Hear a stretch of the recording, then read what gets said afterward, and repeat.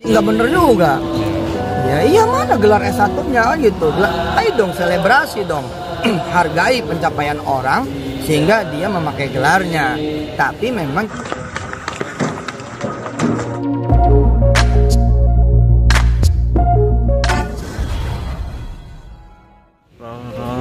ya Pak, dan Pak Haji, kemarin sempat ada video beredar nih terkait lagi ujian S3. iya, Gimana bisa? itu sidang seminar hasil program doktoral ilmu ekonomi ya, public policy di Universitas Trisakti.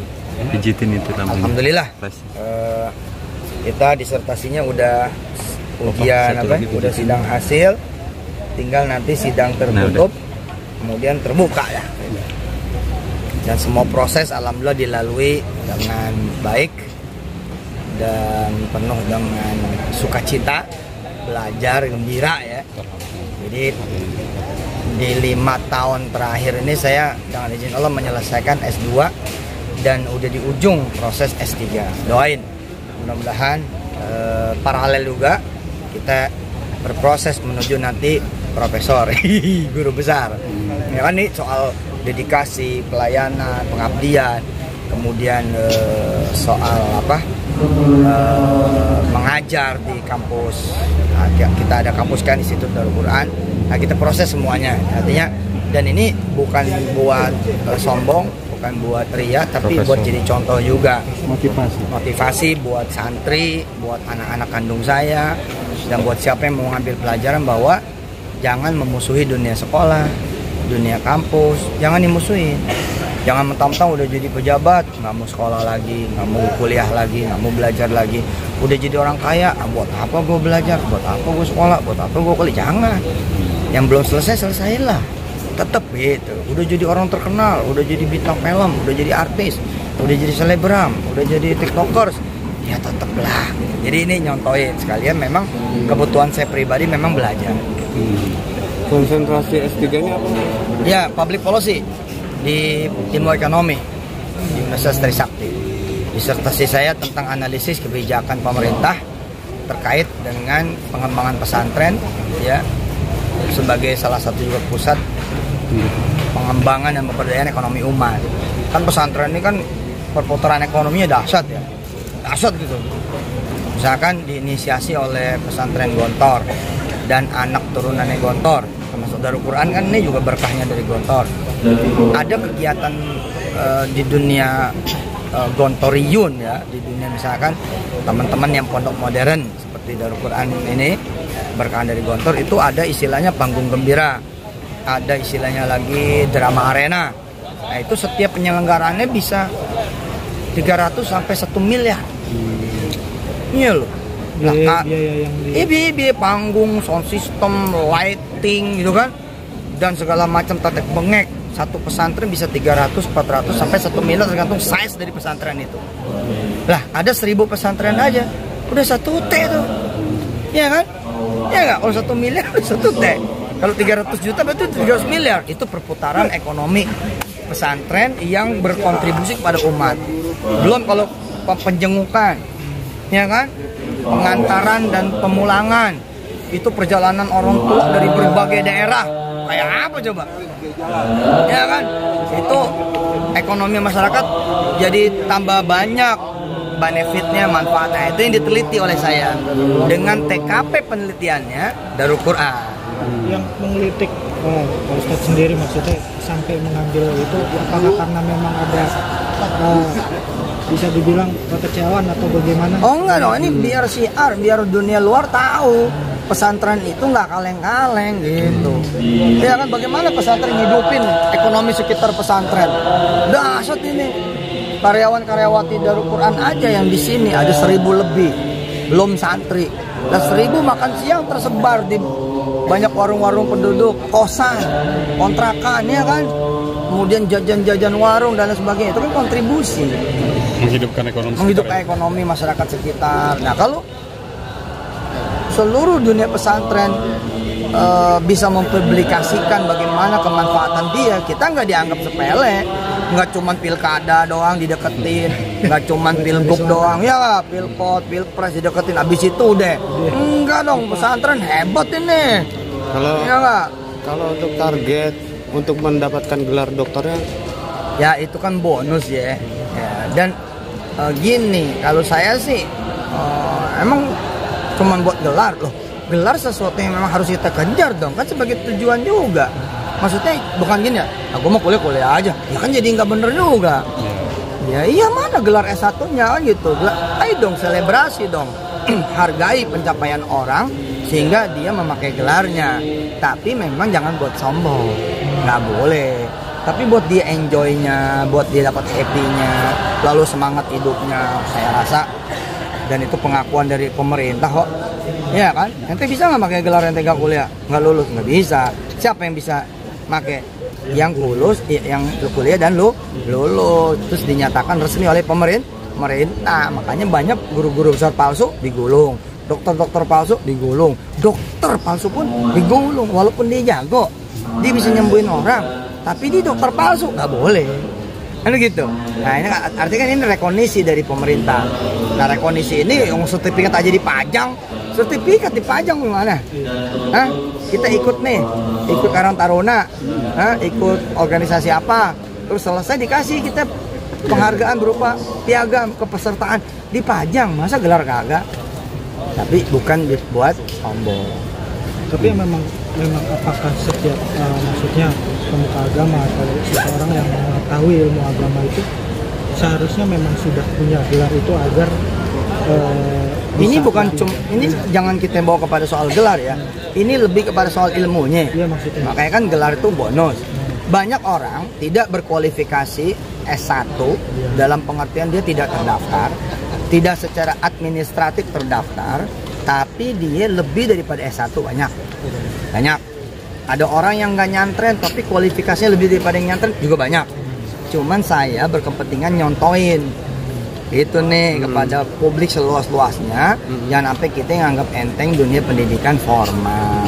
Intinya juga sekalian ngasih contohin sunnahnya Rasul, mesti belajar sampai Cina begitu. Memang ada bedanya antara sekolah mau belajar, antara nyantren mau belajar, antara kuliah mau belajar. Bedanya di mana? Belajar dia bisa sekolah bisa kagak, belajar bisa nyantren bisa kagak, belajar bisa kuliah bisa kagak. Yang sekolah nyantren dan kuliah belum tentu belajar. Makanya ada kalimat tuh kalau di Betawi, lu boleh nggak kuliah tapi jangan sampai nggak belajar gitu. Tapi kan lebih cakep gimana? Lebih cakep sekolah dan belajar, lebih cakep nyantren dan belajar, lebih cakep kuliah dan belajar. Biar gimana tetap lebih cakep, ada arahan, terarah, terukur gitu. Memang ada orang-orang spesial, tapi kan buktinya pendiri Google juga kuliah lagi, pendiri Facebook kuliah lagi, Microsoft tuh kuliah lagi, ya kalau nggak salah ya, gue lupa ya. Nah, banyak yang pada kuliah lagi, banyak pejabat-pejabat yang udah di akhir masa jabatannya selesai kuliah lagi, kan bagus. Jangan kemarin berapa lama Tot? Lama nih saya udah nggak bisa dapat kumlot nih, karena udah lebih dari 3 tahun. Ya kan COVID juga. Iya. Tot, kalau boleh tahu dari boleh. apa yang telah didapat dari ilmu yang dipelajari itu banyak. Ya, untuk diaktualisasikan ke Daku sendiri seperti apa? Iya, dia pada posisi Daku membangkitkan semangat bahwa bener loh sekarang ini ada pengakuan dari dunia akademisi bahwa apa yang dilakukan oleh Daku secara literasi, secara penelitian itu proven, terbukti bahwa benar ada daya ungkit, daya dongkrak buat perekonomian umat. Ya kan daripada orang ngaku-ngaku sendiri, ya nggak? Ini ngaku sendiri bagaimana ceritanya? Kan ini bukan kita yang ngaku sendiri, tapi pemerintah yang ngakuin lewat mana? Lewat kemudian kampus-kampus yang terakreditasi. Dan saya bersyukur bisa kuliah di Trisakti yang memang cukup ketat, cukup bener-bener ya mikir, mendedikasikan waktu juga. Ya pada masa-masanya kelas itu berlangsung, pernah setiap Sabtu dari jam 9 sampai jam 3. Bayangin coba, mana itu? Berapa ceramah lewat itu? Ya tapi kan Sabtu Minggu, kadang-kadang hari-hari biasa konsultasi begitu. Hasil disertasinya ada keinginan untuk dibikinin buku tuh? Udah pasti. Biarin banyak yang lebih. Udah pasti. Ya, berbagi ilmu itu mah belum lulus itu kita bikin. Wah, cakep. Udah kita publikasikan di kuliah online di kuliahwisatahati.com.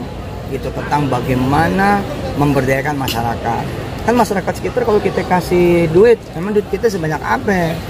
Tapi kalau masyarakat kita bilangin, sono buka pecel lele, ntar banyak yang nyari. Dia bisa nyari sendiri duitnya tuh. Ya kan, buat usaha pecel lele, buat usaha donat, buat usaha roti, buat usaha laundry, apa kek. Nah, ya kan kita menghidupkan orang. Gitu. Ya. Tapi masih nyangka nggak sih Pak Ustadz sampai sekarang nih ternyata punya gelar sampai S3 gitu? Kalau saya memang dari dulu bukannya sombong nih ya, pamer nih ya. Bukan sombong, tapi saya udah pribadi tadi. Iya, maksudnya udah punya tujuan hidup, udah punya plan, punya rencana. Ya, coba tanya sama temen atau tanya berdiri sendiri. Lu weekend mau kemana? Banyak orang yang nggak tahu.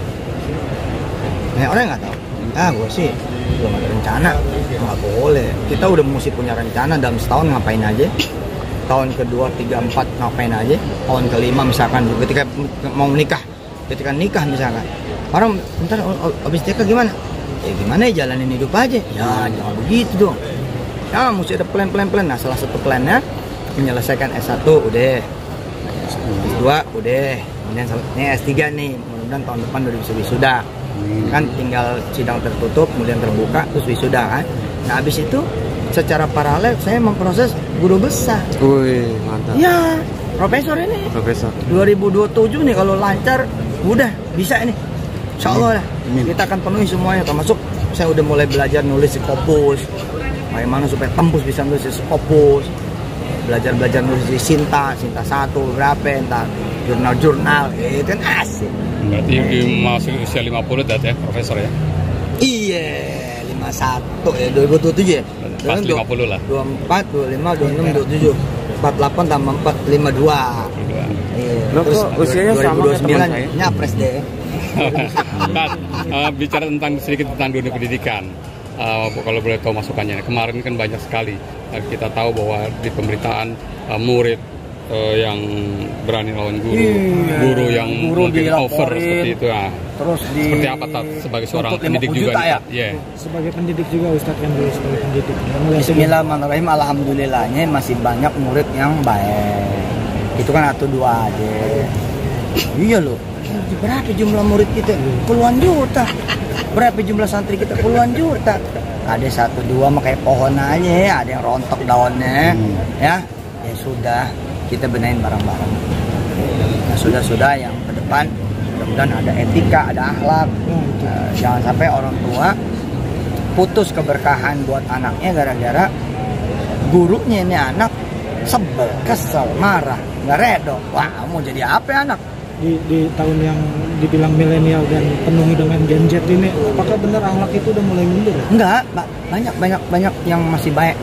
Saya percaya. Makanya kita jangan sampai kurang-kurang juga mengapresiasi anak-anak yang masih cium tangan sama gurunya. Yang kalau lewat begini, kan ada gurunya lewat nih, mau lewat. Ada seorang dia mau nyebrang, tapi gurunya mau lewat, begini dulu. Nah, nih masih ada yang kayak begini nih, lihat tuh. Ini bukan santri dakun nih, ini anaknya wartawan nih. Tapi lihat adabnya tadi, makan, duduk, pakai tangan kanan, bismillah, masya Allah. Artinya, yuk kita juga harus berlomba-lomba menampilkan sisi baik para pelajar, para siswa-siswi, para santri, menampilkan sisi baik juga para ustadz-ustadzah, menampilkan sisi baik juga para tokoh-tokoh agama dari agama manapun, menampilkan sisi baik Indonesia kita. Jangan sampai Indonesia kita yang kita produksi sisi jeleknya melulu, sehingga kemudian kesimpulannya apa? Indonesia emang bejat, Indonesia emang brengsek, Indonesia emang hancur, Indonesia emang berantakan. Jangan dong, ya nggak? Bismillah, insya Allah.